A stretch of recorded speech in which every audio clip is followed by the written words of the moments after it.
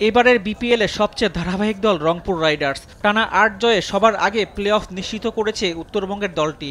এবার তাদের প্রতিপক্ষ চিটাগং কিংস। প্লে অফ নিশ্চিত করার পরই অবশ্য জয়ের ধারায় ছেদ পড়েছে রংপুরের। দুর্বার রাজশাহীর বিপক্ষে সবশেষ ২ ম্যাচে হেরেছে তারা। প্লে অফের আগে আরও ২টি ম্যাচ পাবে রংপুর। তাই তো নিজেদের ঝালিয়ে নেওয়ার ভালো সুযোগ পাচ্ছে রাইডার্সরা।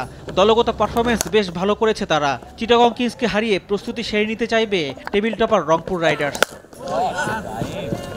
চিটাগং কিংস প্লে অফে খেলার দৌড়ে বেশ ভালোভাবে রয়েছে। ৯ ম্যাচে ১০ পয়েন্ট নিয়ে চতুর্থ অবস্থানে রয়েছে বন্দরনগরীর দলটি।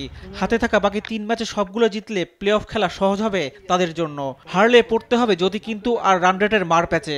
রংপুরের বিপক্ষে জয় পাওয়াটা কঠিন হবে, তবে এই কঠিন কাজটাই করতে মাঠে নামবে চিটাগং কিংস। আরেক ম্যাচে ঢাকা ক্যাপিটালের বিপক্ষে মাঠে নামবে ফরচুন বরিশাল। দ্বিতীয় দল হিসাবে প্লে অফ নিশ্চিত করেছে বর্তমান চ্যাম্পিয়নরা। প্লে অফের আগে আরও ২টি ম্যাচ পাবে বরিশাল। প্রস্তুতির ভালো সুযোগ পাচ্ছেন তামিম, মুশফিক, রিয়াদরা। পয়েন্ট টেবিলে ২-এ থাকা বর্তমান চ্যাম্পিয়নরা রয়েছে জয়ের ধারায়। এই ম্যাচেও জয়ের জন্যই মাঠে নামবে ফরচুন বরিশাল।